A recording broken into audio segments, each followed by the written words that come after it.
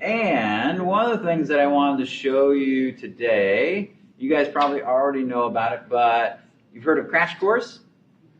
So Crash Course is a YouTube series that's been out for a while by the Green Brothers. They do a really good job of kind of summarizing some of the key points about different topics. And they have one for anatomy and physiology. So as a review, as we're going through this, we're going to, at the beginning, watch a little bit of these short videos from Crash Course that hopefully reinforces some of the things we were talking about and then kind of brings it together for us. So what we were talking about last time is we were on first line of defense, second line of defense, like external, right, non-specific, and then internal non-specific. So we're going to take a look at one or two of those. And of course, together, we can help our valley thrive. See how at srp.net/local. You may not know it, but your body is engaged in a never-ending battle. You are literally covered in staph and strep and E. coli and all sorts of dubious characters that are intent on using you and your body's many resources to feed themselves, find shelter, and reproduce as much as they want. And hey, we all gotta make a living. But it is not your job to give these guys a free lunch. So your body has developed a 3-part policy toward these shady customers, and its enforcement is handled by your immune system. The immune system is different from all the other systems we've talked about this year in that it's not a specific tissue, organ, system kind of system. Instead, it involves a whole bunch of different tissue groups, organ systems, and specialized but widely distributed defense cells. Together, this league of extraordinary substances joins forces to perform all of the defense functions your body depends on to keep you alive in an incredibly germy world. And the first line of defense in this never-ending battle, that's your innate or non-specific defense system. Like your average frontline soldier, it's prepared to immediately engage with anyone suspicious, and it mostly includes stuff we were born with, like the external barricades of your skin and mucous membranes, and internal defenses like phagocytes, antimicrobial proteins, and other attack cells. But some enemies must be fought with special forces, and here your body can deploy your adaptive or specific defense system, which is more like your SEAL Team 6. It takes more time to call in, but it's specially designed to go after specific targets, and it keeps files on those bad guys so it knows how to handle them next time around. But today we're going to focus on your innate system and look at how it uses an arsenal of physical and chemical barriers, killer cells, and even fever to keep you healthy, proving that sometimes the symptoms we associate with illness are actually the signs that we're healing.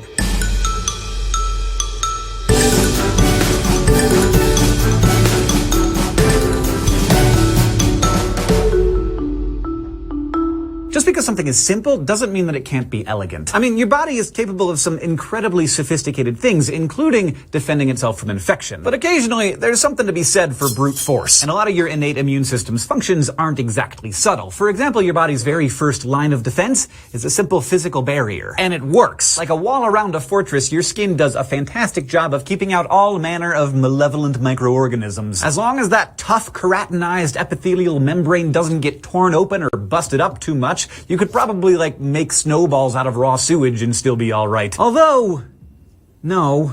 Your many mucous membranes also provide a handy physical barrier. You'll remember that they align any cavity that opens up into the germy outside world, including the respiratory, digestive, urinary, and reproductive tracts. Not only do your skin and mucosa supply simple physical protection, they also pack some serious chemical weaponry. Eat some questionable leftovers for lunch?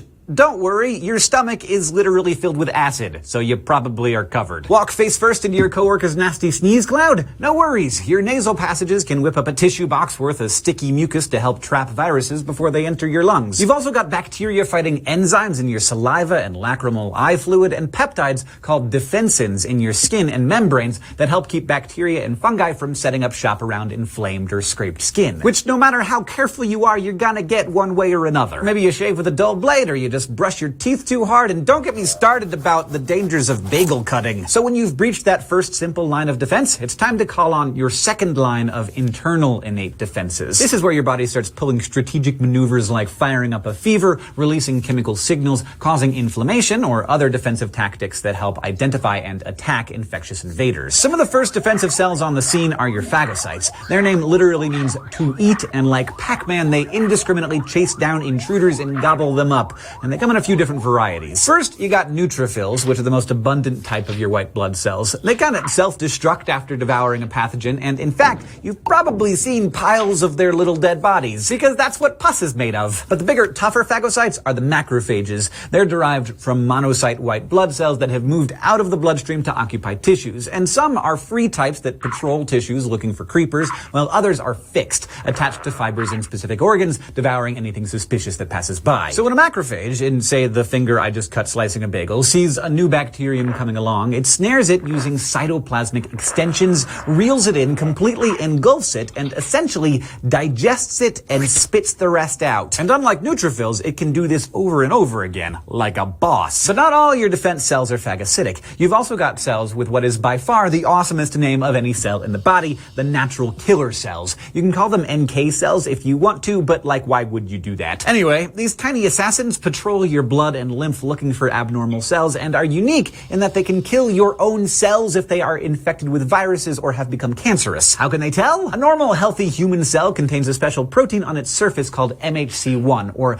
major histocompatibility complex. But if it's infected, it stops making that protein. And if an NK cell detects a defective cell, it doesn't swallow it whole like a macrophage. It pokes it with an enzyme that triggers apoptosis, or programmed cell death, which is pretty awesome. So those are some ways your innate immune cells handle their enemies, but how do they know where to look in the first place? So let's talk strategery. So say you're in a banana factory and you slip on a banana peel and you scrape your knees. Your outer fortress has been breached and the pathogens are just flooding in like orcs through Helm's Deep. Banana factories are very dirty places. Now your body wants to contain the spread of pathogens, clean up the mess, and get healing as quickly as possible, so it cues up your inflammatory response. This is basically an internal fire alarm, only it uses chemicals instead of sirens to get the message across, and instead of smoke and fire, you sense redness, swelling, heat, and pain. For example, in the event of injury, specialized mast cells in your connective tissue send out histamine molecules, and histamine is great at calling in the cavalry. For one thing, it causes vasodilation, which creates redness and heat at the site of the injury. Now, those things might freak you out a little, but they're actually signs of healing. The increased temperature, for example, ratchets up the cell's metabolic rate so they can repair themselves faster. Meanwhile, histamines and other inflammatory chemicals also increase the permeability of blood vessels, causing nearby capillaries to release protein-rich fluids. This causes swelling, which again is actually a good thing because that leaked protein helps clot blood and form scabs, while the lymphatic system sucks up and filters that extra fluid,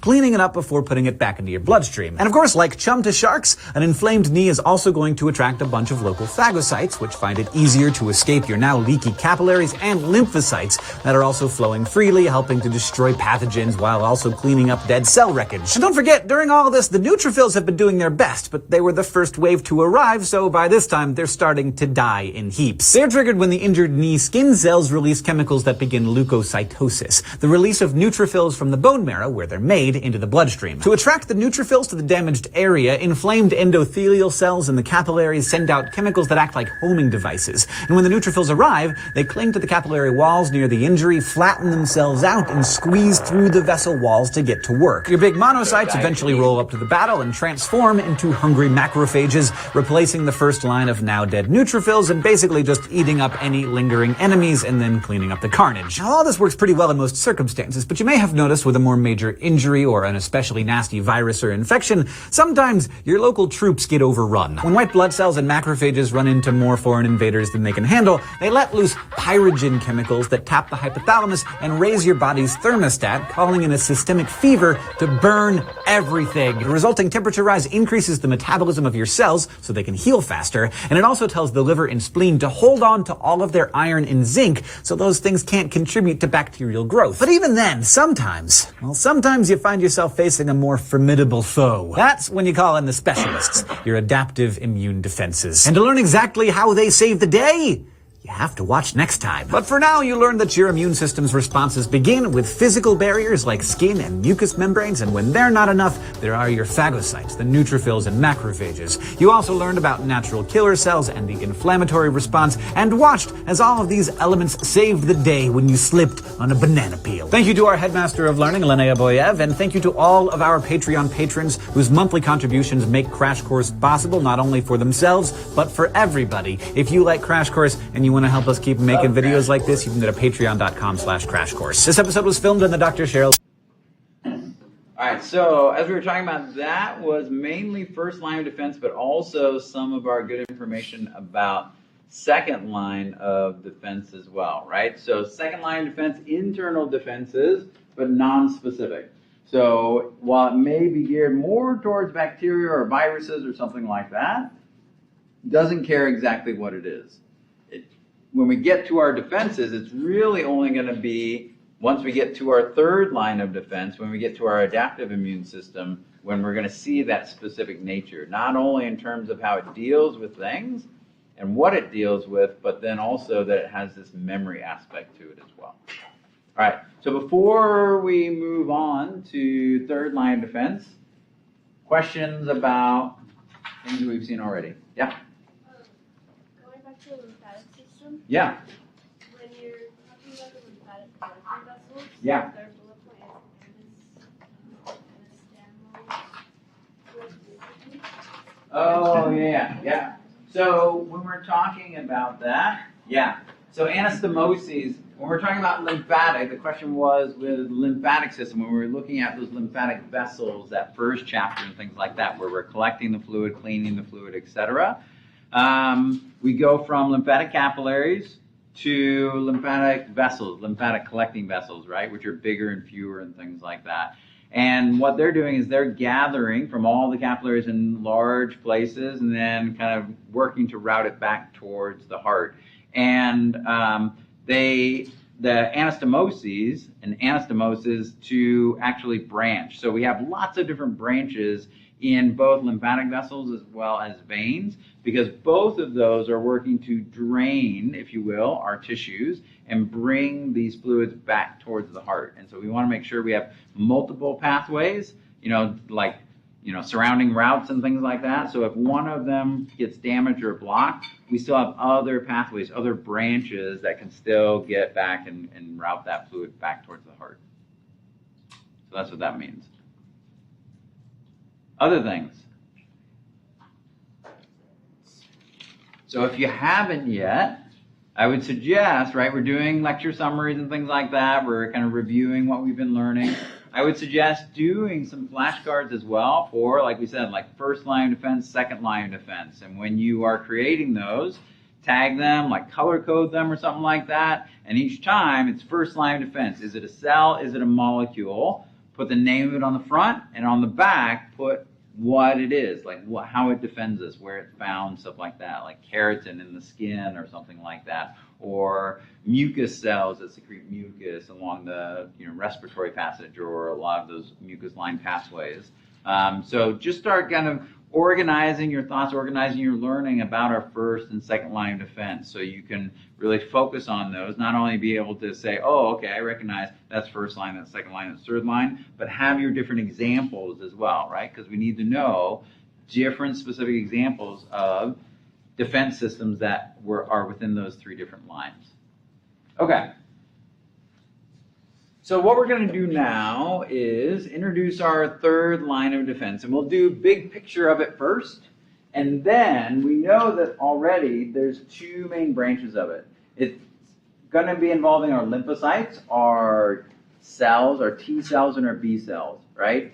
But even though we've got T cells and B cells that are both lymphocytes, they are very different in terms of how they protect the body, right? B cells are giving us our humoral or antibody-mediated immunity, whereas T cells are giving us our cell-mediated immunity instead.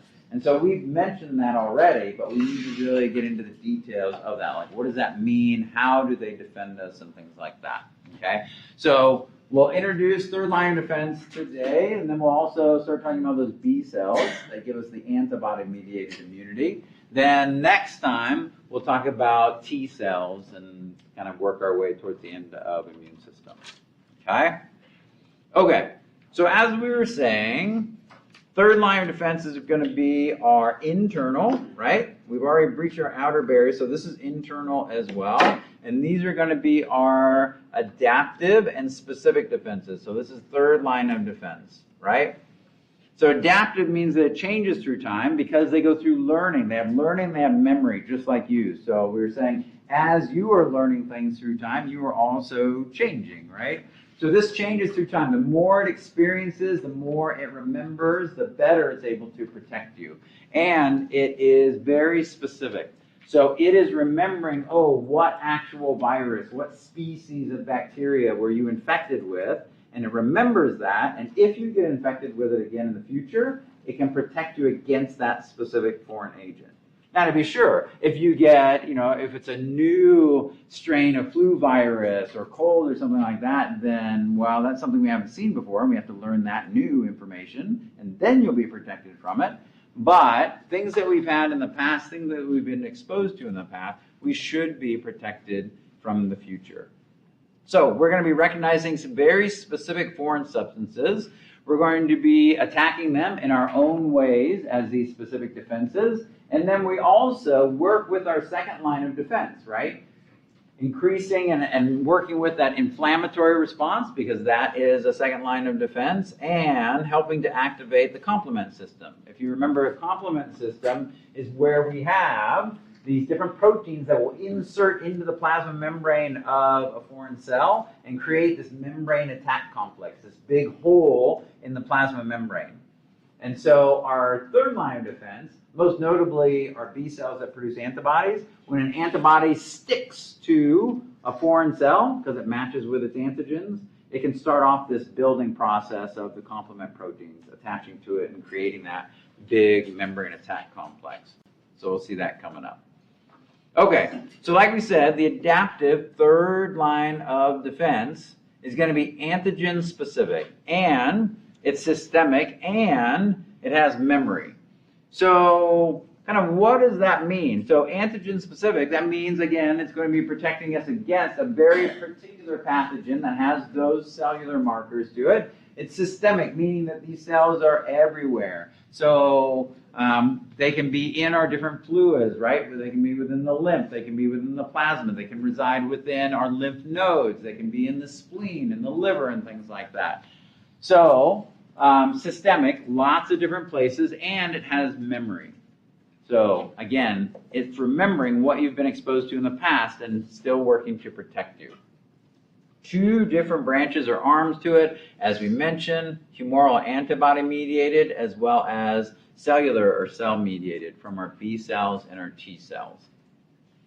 So both our B cells and our T cells, in this case, are looking very closely at those antigens. Now, we've described these antigens as these molecular markers that are on the surface of our cells as well as foreign cells, right? So it's very important for us to be able to identify what is us and that we should protect, and what is non-self or foreign and we need to attack.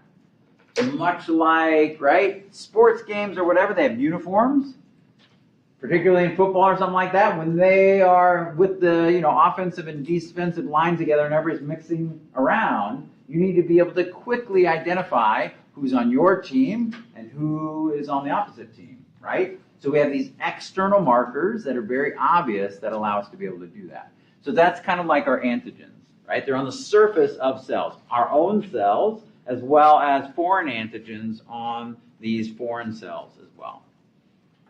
So to a certain extent, these antigens, in order to produce an immune response, they have to be able to be recognized and then produce a defensive response.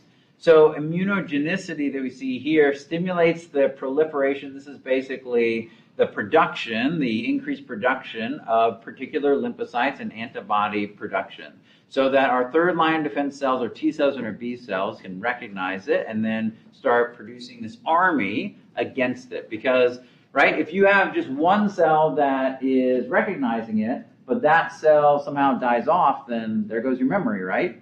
Right? You have to have a whole bunch of cells to, number one, defend you against it at the time, and then number two, survive to tell the tale, right? Because if everybody died in that battle, then who's going to be there to say, oh, this is what worked against this particular invader, right? So we got to remember they have vulnerabilities this way. So if we see them again, number one, they look like this. Number two, this is how we get rid of them, right? So we've got to have that memory for the future as well. So be able to produce this army, and then also we have to be able to make sure that we can defend against them. So for instance, things like antibodies and other types of products produced by our lymphocytes are going to react with these foreign agents and help to get rid of them. So those are important aspects of these antigens that we need to be able to respond to. And there's a lot of different molecules that can make them up. You can see polysaccharides, those are carbohydrates, proteins, nucleic acids, lipids. That's like all the four major organic molecule types. So they can all contribute in terms of being an antigen. But they're going to be attached to a cell, and they're going to be a flag or a marker identifying that, like a uniform, like an employee ID or whatever, right? That's how we're going to be able to recognize them. Now, there are also these other things that are called incomplete antigens, also sometimes known as haptens. And haptens instead, they are not disease-causing agents from bacteria or viruses or whatever necessarily. These are more what are called allergens, things that will produce allergies. So an allergen is going to be something that produces an immune response. Your immune system reacts to it. It's like, oh my gosh, what is that? Let's swell around it and attack it, etc. But the thing that's causing that response is not a disease-causing agent. It's not a bacterium that's growing and reproducing inside of you, producing an infection and things like that. Allergens are commonly things like environmental molecules, like, again, things like poison ivy. There are haptens in that, like some of the oils that are found in there, pet dander, pollen, dust, and things like that. Those can be allergens, even, right? Food allergens, cosmetic allergens, right? Something that reacts and your skin reacts to it and you get some sort of inflammation and redness around where it was put, right? Those are allergens. So your immune system is responding to it as if it's an infectious agent, but it's actually not. So it's kind of an overreaction, if you will, of your immune system. Yeah? Why do some take longer to come out? Like some things you touch or you smell or whatever and it comes out instantly, but I'm asking because my husband just had an allergic reaction to a deodorant, but it took 3 weeks. And it was he was covered in hives on and off for 3 days. We even had to take him to the emergency room because his lips started getting tingly and his throat was getting tingly. So Had to give steroids? Yeah. I said, we're going. Like I know, like it presented like an allergy, but it took so long to come out. Yeah. That's a good question.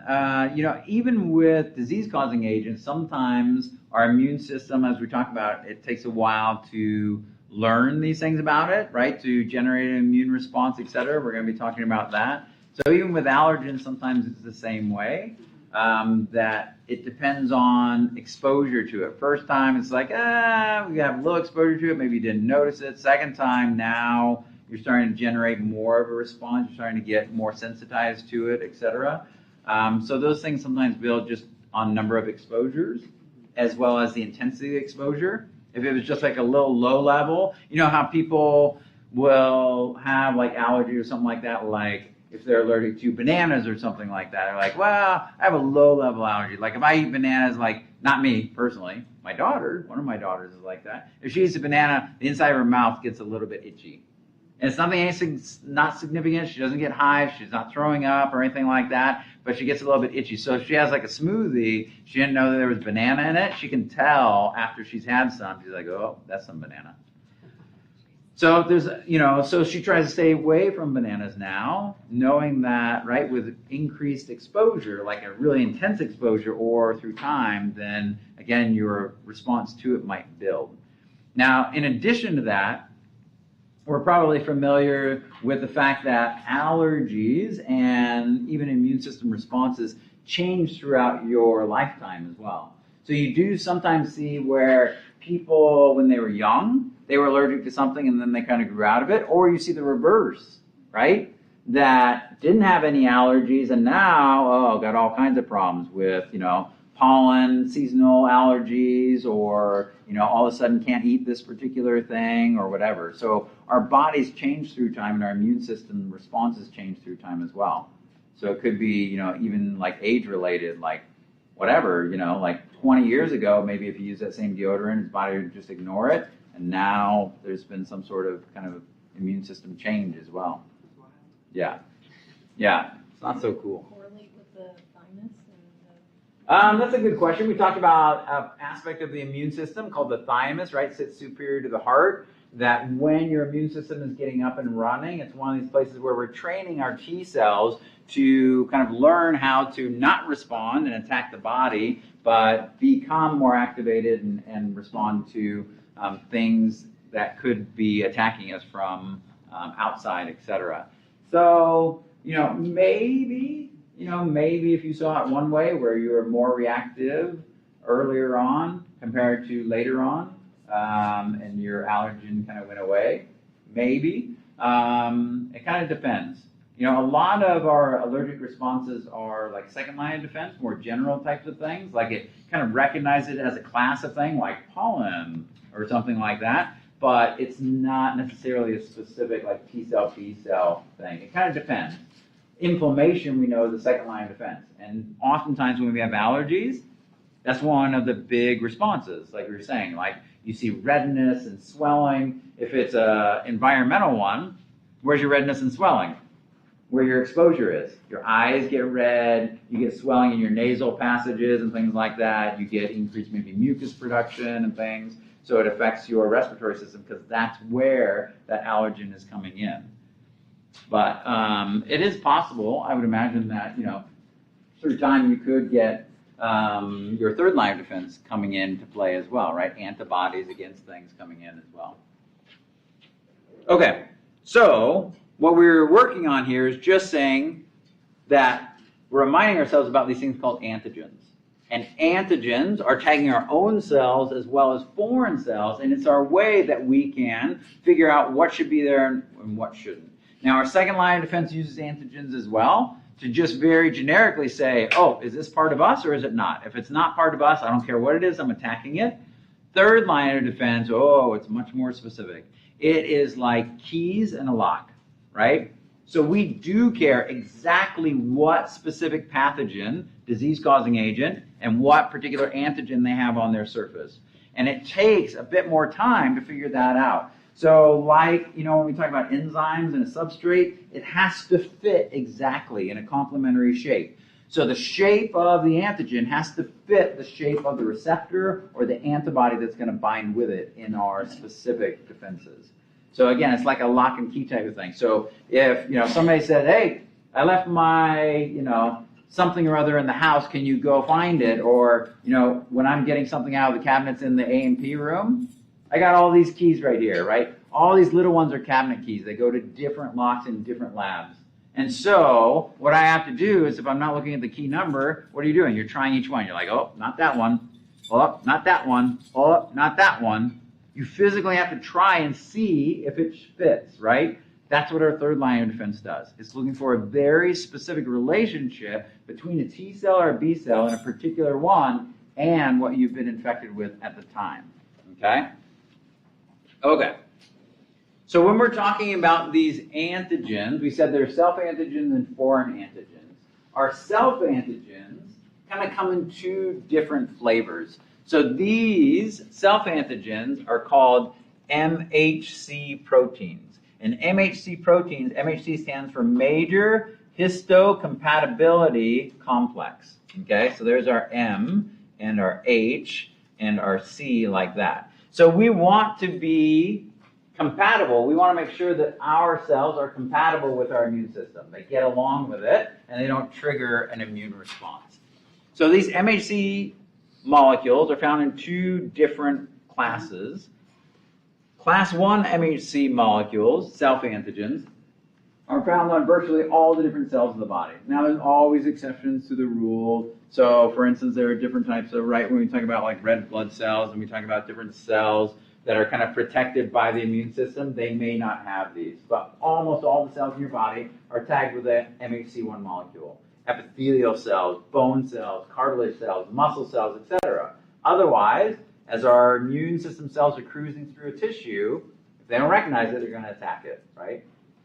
So, MHC1 molecules are, for the most part, in a healthy cell, tagging us as, hey, I belong here. So when security comes by, you can just move along, right? Don't attack me, don't put me in cuffs, you can just move along. So those are found on almost all of our cells.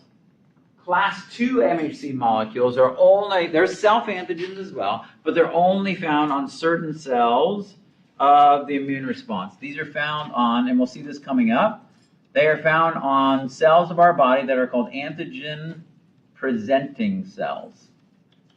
So antigen-presenting cells oftentimes are some of our big phagocytes, right? So like a macrophage that's going around, like you saw in the video, it's going around eating things.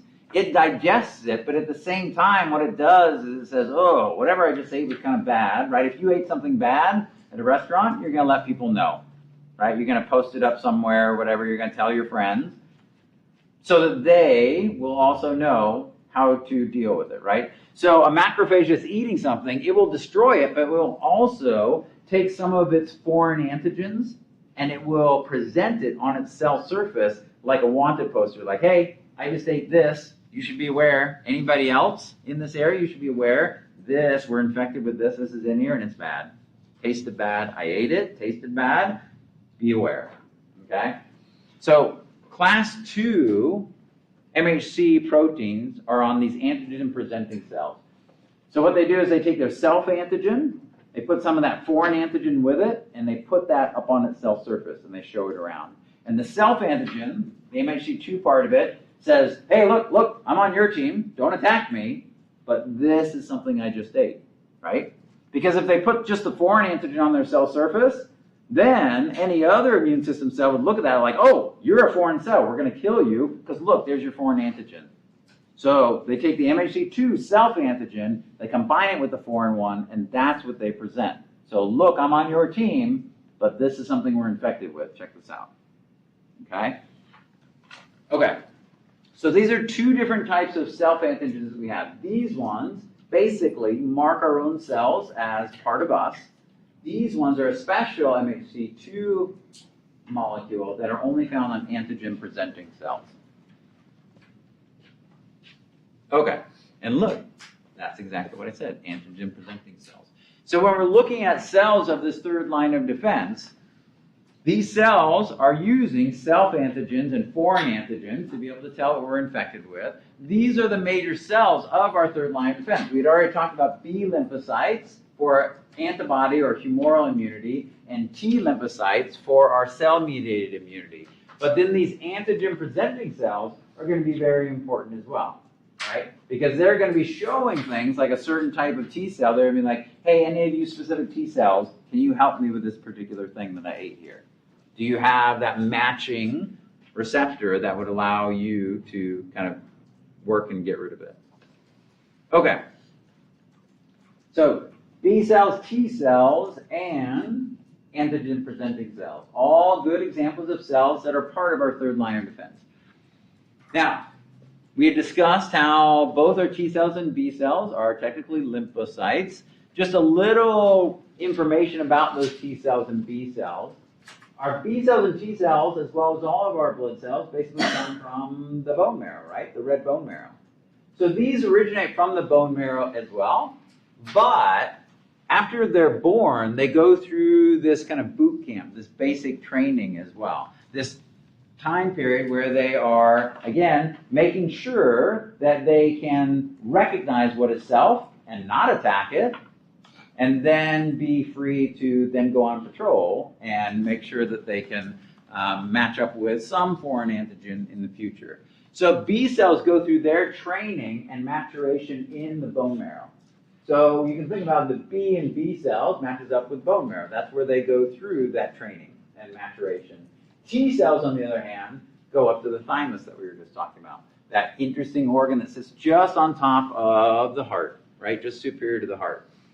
And so they do their training, their maturation in the thymus, and we said that occurs during your younger years, and then that thymus ends up kind of going away as you get older, like in your 20s or so, it ends up going away. When it goes away, what T cells, are the T cells that are able to mature after that somewhere else? Or So that's a good question. for the most part, the T cells that we have are all trained up and just ready to go. So there are going to be all kinds of slightly different variants of T cells and B cells with slightly different receptors on their surface. And we produce millions upon millions of these different variants that are constantly circulating around them. And so when those are circulating around, they will continue to be in our body and just be, like I said, on patrol, waiting for their one shot of being the actual one to match up with whatever you've been infected with at the time. And so basically we have that period much like when you're growing up and all of your organs and tissues are maturing and developing and stuff like that, and then we reach adulthood and, right, the epiphyseal plates fuse and things like that. The bones aren't going to grow anymore. We're going to maintain, but we're not going to grow actively anymore. So to a certain extent, our immune system during that same time period also kind of matures, and now it's set up for, to a certain extent, the rest of our lives. Now we do get, right, there are B cells and T cells that can be produced later on, but we've already kind of started with our original kind of precursor cell that has the different receptors, and we just make more of that particular one or those particular ones, etc. So is that why if you're going from one country to another country and they have just a different type of illness or whatever, Yeah. it's harder to fight off because you just don't have T cells? So as we're talking about this, right, when we're talking about third line of defense, as we mentioned, because it's so very specific, it takes longer. Now, the very first time you're exposed to anything, you have to go through that period of time, or it could be, a few days or a week or two or something like that, when you are like down with whatever it is, right? You've got some sort of, sinus infection or flu or something like that, and you're down, and then you come out of it. So that period of time is when we're starting our second line of defense is doing its automatic response, but then third line of defense, we're trying to figure out which T cell and which B cell is going to be the right one to fight that off. Then once we figure that out, we're going to build that army of that particular, a clone army of that particular one, and then it's going to hopefully win the war, like turn the tide, win the war, get rid of that bacterium or virus, and then in the future, if you're exposed to that same one, you'll already have a set of cells called memory cells, memory B cells, memory T cells, that will know that pathogen that you've been exposed to in the past and very quickly overwhelm it before it develops into a full-blown sickness. So you're just going into an area where there are strains of things that your body hasn't been exposed to before. And so it's going to take that first round of, what is this? We got to figure out which T cell and which B cell is going to go along with it to fight it off and generate memory cells so you're protected from it in the future. So it's just it's kind of like when you're a little kid, like we said, a lot of us get sick a lot more when we're a little kid because we're exposed to things for the first time, because even in our local environments, we just haven't been out there very much. So when you start going to daycare and school and stuff like that, those are like little cesspools of vectors and stuff to bring home to everybody else, right? So, yeah. It's just you're in a new environment exposed to new things. Yeah. Okay. So this diagram here just helps to remind us that we have our two different types of lymphocytes that are part of third line of defense. They both come from the bone marrow. T cells develop in the thymus, that's that T, thymus, and then B cells mature in the bone marrow. Technically, the B comes from, it was first discovered in birds, and so that's where the B comes from, but who cares? We'll just think of it as bone. Okay? All right. So after they mature, then they go out into the systems where they will reside in different types of lymphatic tissues, lymphatic organs, be circulating around in our lymphatic vessels and blood vessels and things like that. Okay? Okay. So T cells and B cells. Now we have a little bit more information about those. Okay? We also mentioned where we have these antigen-presenting cells. So we said that antigen-presenting cells are going to be these phagocytic, these eating cells that are presenting these foreign agents, these foreign antigens, along with their own MHC2 molecules as an antigen-presenting cell. So major antigen-presenting cells are going to be macrophages. There are other phagocytic cells called dendritic cells, which have, again, these spikes, so they look like dendrites of neurons, so they call them dendritic cells. It's another major eating cell, another major phagocytic cell, and even activated B cells. So activated B cells can also be phagocytic. But these are the types of cells that will have that MHC2 molecule, and that can present to other aspects of our third line of defense. Present to things like T cells and B cells to say, hey, can you help me with this? Okay? So the interesting thing about our antigen-presenting cells is that they are kind of a crossover event, right? So a macrophage, like we were learning before, is that first line, second line, third line defense, a phagocytic cell. Second line defense, right? Second line defense is an eating cell. It's looking for something that is foreign. Doesn't matter what it is, I'm going to eat it. Okay? So it's second line of defense, but then it's going, hey, third line of defense, I ate this. I don't know what it is. Maybe you can help me with it. Okay? So it's showing it off to third line defense. So that's where we see this kind of collaborative work between our defenses. It's not just like, oh, second line defense, how are you guys going to do with it for a while? Are you getting overwhelmed? Then we'll bring in third line defense. No, they're working together. They're working at the same time when you have an infection inside of you. Okay? Okay. So what we're finding here is this third line of defense, this adaptive immunity, involves our T and B lymphocytes. It involves antigen-presenting cells that are presenting to these specific T and B cells. And then these other specific molecules that are called antigens that are being read very carefully, very critically to identify specific foreign agents, communicate between these different defenses, and then work to get rid of them. Okay? So this is our third line of defense, where we're going to have a very specific response. We need specific T cells and B cells that are going to protect us against these foreign pathogens, but they have these very specific antigens to them. Okay. So now what we've done is, what we've done is kind of introduce kind of a big picture of third line of defense. We've gone through three of the different cells, the B cells, the T cells, and the antigen-presenting cells. Those are the critical cells of it. We've also started talking about some different molecules that are part of third line defense. We talked about self-antigens and how there are two different types. MHC1 molecules found on all cells that help to identify us as, oh, these are okay, let's protect them. MHC2 molecules that are found on antigen-presenting cells, where they've eaten something and they present this part self and part foreign antigen to other T cells and B cells to say, hey, can you help me with this? Okay? Okay. So now what we want to do is take a look at the B cells. Okay? So we know we have B lymphocytes and T lymphocytes that are part of third line of defense. What is so different between them? So far what we know is B cells give us antibody or humoral defense, whereas our T cells or T lymphocytes give us our cell-mediated defense. So we need to talk more about what that means. Okay? And that's what we're going to do. We're going to start out with our B cells. So our B cells, the critical aspect of our B cells is that they produce antibodies. Okay?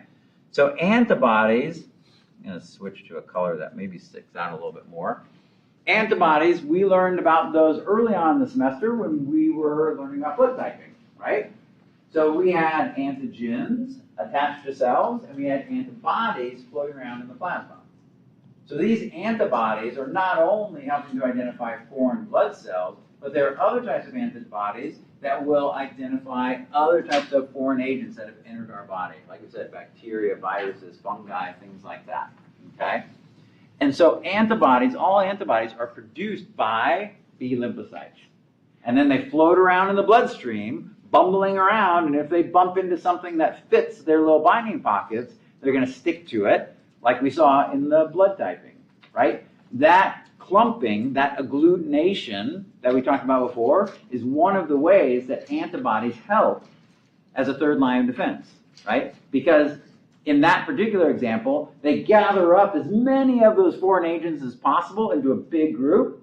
And then inside of your body, our big phagocytes, like macrophages, can come by and eat them all in one place, like a buffet, as opposed to having to go find all those individual cells someplace else. Okay?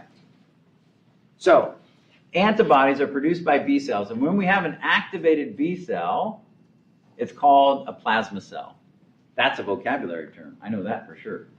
So a plasma cell is a B cell that's become activated and is rapidly producing antibodies, right? Antibodies that earlier on, when we were introducing it, we were saying these are a bit like, like if you're talking about defenses, right? Like arrows, like an archer shooting arrows or something like that. It's the arrows that are doing damage to the invader. The archer isn't necessarily, right? They're not doing the hand-to-hand combat. They are behind the wall or something like that. They're sitting someplace, and they're seeing it, and they're shooting those arrows out. Probably more accurate these days, more relevant would be like, missiles, drones, something like that, right? Drone operator is in a room somewhere. There's a bunch of them operating, and the drone is out doing the defense, right? That's actually engaging with the combatant, etc. Okay, so our B cells are a bit like that too. Our B cells tend to stay within like lymphatic tissues. They'll reside within lymph nodes and lymphatic tissues and things like that. And we know that with lymph nodes, they're filtering the lymph. So the dirty fluid from your tissues is being brought to them, and then they're inspecting it. And if they then get activated, then they'll start shooting out those arrows, those antibodies, or releasing those drones. Yeah. So B cells, when they're not activated, they aren't the ones secreting the antibodies. Right. When they're activated, they turn into the plasma cells, which do release it. Exactly. So an inactivated, or basically a B cell that's not been activated, that hasn't responded to a foreign agent as of yet, is just called a B cell or B lymphocyte. Once it engages a specific target and starts pumping out those antibodies, that's when we call it a plasma cell. Yeah, that's exactly what Risa was saying there, yeah. So they stay put though, regardless if they're activated or not activated. They're still going to be in the lymphatic tissue and the nodes, just kind of waiting to be activated and then start spitting out antibodies. Right. So for the most part, they are kind of residing in a particular tissue. That's not to say that we can't find random B cells that are floating around in lymphatic vessels or in the bloodstream or something like that. But for the most part, like when we talk about the lymph node and how there's the medulla and stuff like that in different regions, and connective tissue in there, they're kind of holding on to that scaffolding and just kind of looking at stuff as it's going by. Yeah. Okay. So this image here kind of, hopefully, helps us to see how a B cell becomes activated. So up at the top there, we're seeing a few different types of B cells that may be like in a lymph node or something like that, all hanging out. And what we can see is that with those three, they're a little bit different. See the receptors on their surface? They're of different colors like that. Not only are they of different colors, but they have different shaped binding pockets on there too. So this one has like a little V-shaped binding pocket. This one has like a little U-shaped binding pocket. This one, the binding pocket is kind of inverted, kind of like inverted V shape instead, right? You have millions and millions of different types of B cells, each one with a slightly different receptor on it. Like the keys that we talked about that will fit a specific lock. So when you get exposed to a particular pathogen, right? Somebody sneezes in your face or something like that. If it gets past your first line of defense, now it's circulating around. Second line of defense and third line of defense are going to be looking at it to see what it is. And so our B cells are going to get that exposure to it, and we're going to see of our different B cells which one has the receptor that fits that particular pathogen with its foreign antigens attached to it, right?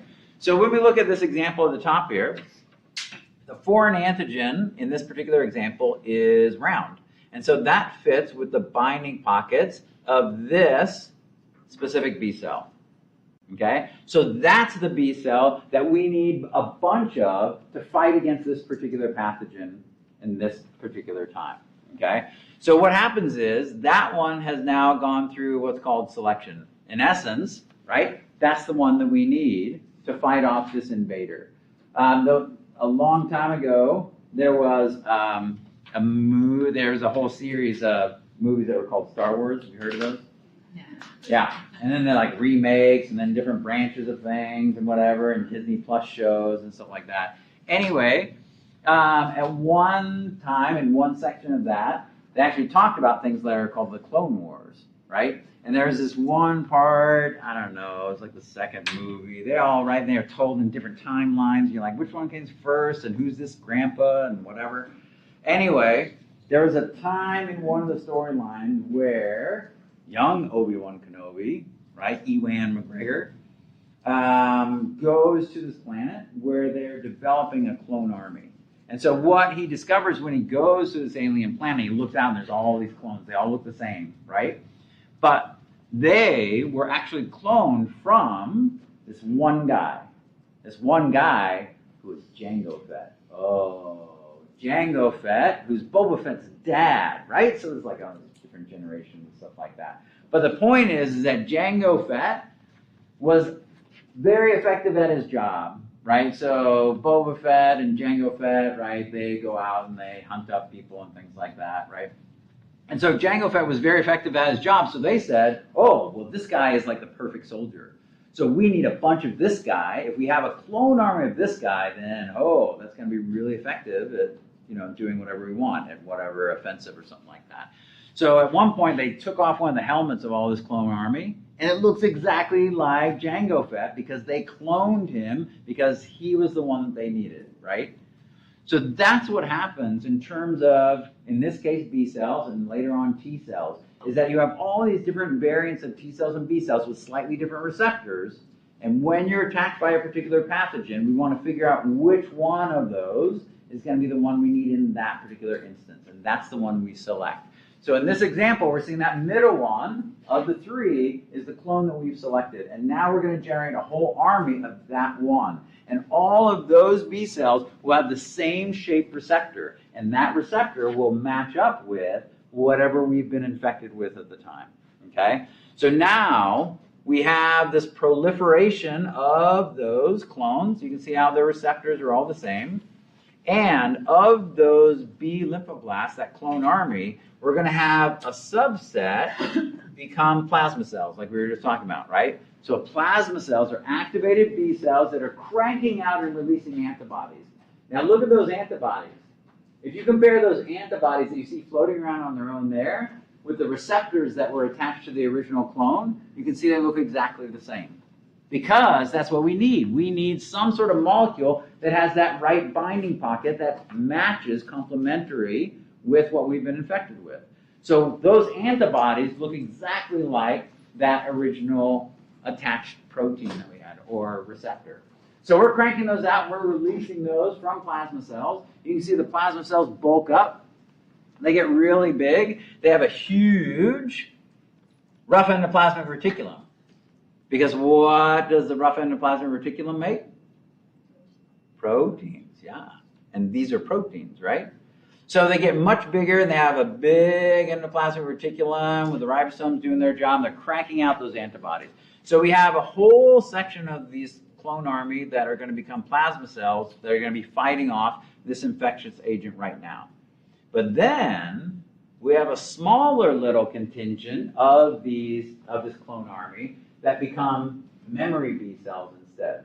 They have that right-shaped receptor. They're not going to go into the battle right now. They are going to stay back, and they are going to survive to fight another day. They're going to be able to recognize if you have a second or a third or a fourth exposure to that particular pathogen again, these memory cells are going to be there to recognize it very quickly and generate a new clone army to get you over it much faster than that first exposure. Okay? So the memory that we talk about, our third line of defense or specific defense is having, comes from those memory B cells. And we have memory T cells as well that are produced as part of that first clone army, but then sequestered, held back temporarily so that they can maintain inside of the body long term, potentially for the rest of your life.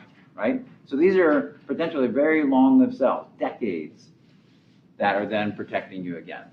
So that's what we see here, right? If there is a second exposure that we see there, then those memory cells can then generate their own clone army of plasma cells and more memory cells to protect us again in the future. Okay? So you see the second response. First response takes a little bit of time to figure out which clone we need and then to generate that army. The second time that you're exposed to something, you get a clone army much faster because you have those memory cells that already remember what you've been exposed to the first time and can generate a new army again. Okay? Okay.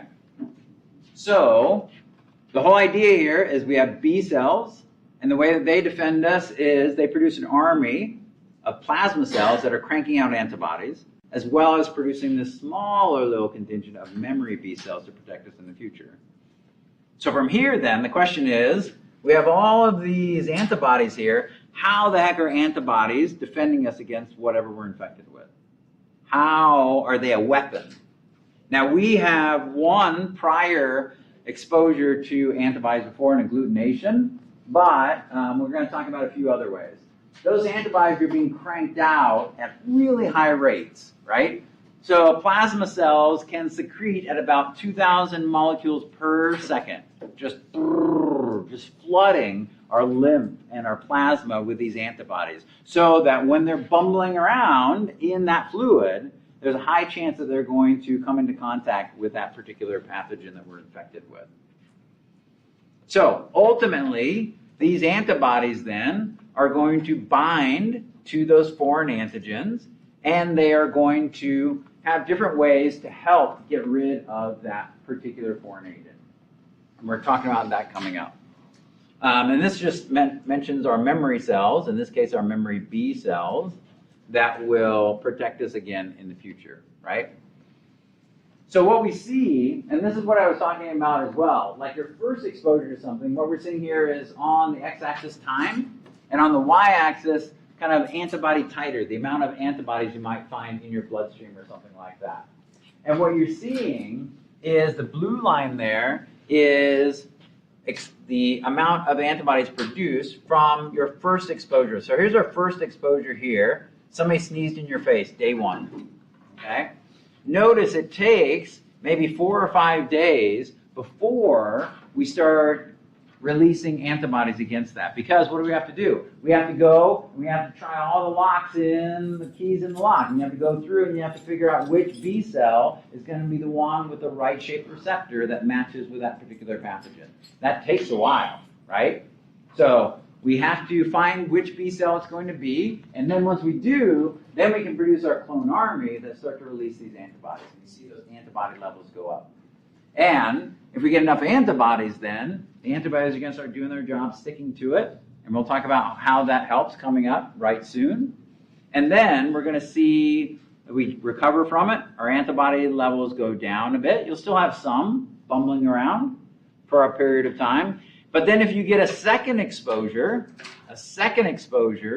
then look at this. Look at how the antibodies spike much higher and much faster. And the reason that happens upon a second exposure, a second sneezing in your face, your responses are much faster and much more intense because of those memory cells. The memory cells that make this the adaptive part of the immune system recognize it much faster, like, oh, I've seen that before, I know how to handle it, and they produce that clone army again and gets you over it much, much faster than upon your first exposure to it. Okay? Okay. So this is just showing the importance of our memory cells, which are producing our response during a second exposure like that. Okay? Okay. So a couple more things having to do with B cells as we're finishing up B cells today.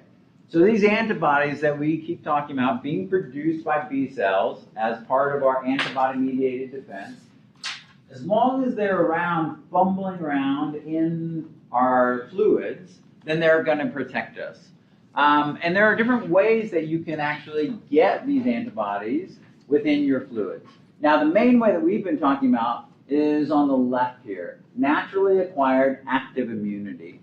So naturally acquired means, right, that in essence, you were exposed to something naturally through everyday events, right? You licked the tabletop, or again, somebody coughed in your face or something like that, and you were exposed to a pathogen. And then the active part of it is that you went through this process, this energetic process. It takes energy to make cells and check things out and whatever. You went through this active process of identifying it and then generating antibodies against it. And now you have memory against it as well. So that's the typical type of acquired immunity that you got through time, through natural exposure, and then you actively built a defense against it.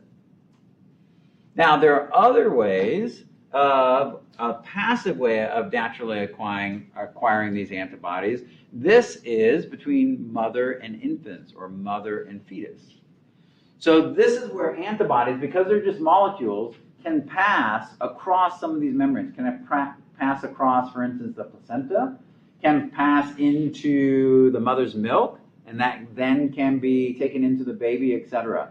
Now, these antibodies are produced by the mother. The mother was exposed to something once upon a time, has antibodies floating around, and delivers them, gifts them, if you will, to the baby. The baby didn't make it, so it's a passive immunity, naturally acquired, but passive immunity. The baby's body didn't expend any energy to make these antibodies to defend itself. It was a gift, right? So it didn't take any energy. So that's naturally acquired passive immunity. And that's the benefit, again, of that circulation between the maternal circulation and the fetal circulation, as well as having natural breast milk, right? You can get some benefit to that. Now, again, these antibodies, bless you, not made by the baby's body, so they don't last very long, right? They'll only last, I don't know, a couple weeks, maybe something like that, and then they start to degrade as they're bumbling around and stuff like that. So that's a temporary type of naturally acquired defense. Over to this side, we actually have artificially acquired immunity. This means that you purposefully exposed yourself to something, right? So for instance, artificially acquired, rather than something sneezing you or kind of more of a natural pathway, like a vaccination. So an intentional exposure through a needle of parts of a pathogen, like a dead pathogen or just parts of it that still have that foreign antigen attached to the surface of it. As long as there's pieces of it that can be recognized by your B cells, you can still mount a response and generate antibodies against it. So it doesn't cause an infection because it's just broken pieces of it, of that virus or whatever, but it can then awaken your immune system, activate a B cell, and have memory cells to protect you in the future. So we had seen like a few people in here have gotten chickenpox before, yeah? But a number of you also have gotten the chickenpox vaccine. In either case, right, if you got exposed to chickenpox, that's a naturally acquired immunity, right, that you've generated antibodies against, naturally acquired active immunity. If you got the vaccine for it, it's artificially acquired but active immunity because your B cells recognize it, producing antibodies, and are protecting you again in the future. What about shingles? So shingles, again, there's always exceptions to the rule in terms of how your body works. You know, it's supposed to work as a perfect machine, but doesn't. So when we're talking about viruses, viruses are pathogens that are intracellular. They're hiding inside of your cells, and they hijack, right, the cellular machinery, the nucleus, and the DNA to reproduce and things like that. So it's much harder for your body to detect viruses, and that's actually where our T cells come in, where they are physically inspecting your own cells to see if they have something inside of them. But even with our T cells inspecting for virus-infected cells, sometimes they will be kind of latent, not very active, and so those cells of your own body won't show the fact that they're infected until it becomes activated again, and then you get those effects. So shingles is, again, that virus that you've had for a long period of time, laying dormant within certain cells, like along nerve pathways, and for whatever reason, later on in life, maybe as your immune system changes, now it's showing up again. So Okay, last one was artificially acquired passive immunity. This is if you got an injection of antibodies. They can give you an injection of antibodies or gamma globulins, and that will protect you for a short period of time. It was artificially acquired through a needle. You didn't make the antibody, so that's passive, but you still get a temporary benefit of it, right? So if you're having surgery or something like that, or you just need a boost in terms of antibodies, they can give them to you, and that will protect you for a period of time, help you maybe to get over something that you're having a struggle with. Even allergens. So for instance, my dog gets seasonal allergies now, didn't before, now is starting to get them. And so she gets a shot, I guess it was like once a year, now it's like twice a year, it's almost like 3 times a year. But she gets a shot and it's actually antibodies. And so those antibodies have binding pockets to them that will bind with things that are commonly seasonal allergies, like pollens and stuff like that. And now with those antibodies, she'll get super itchy, etc., like itching all the time, scratching all the time, gets the shot, and like over the next 48 hours, no itching anymore. Because the antibodies are actually removing those allergens from the inflammatory response, the itching and stuff like that. So antibodies can be good for that as well. All right, so we have gotten to the end of our time. The one thing that I just haven't explained to you that I'll have to start with next time is how those antibodies protect us. We already talked about agglutination, like we see there. That's one of the ways that antibodies protect us, but there are a few other ways that we'll talk about next time. That will finish out our story of B cells, of our third line of defense, and then we'll move on to T cells to wrap things up. All right?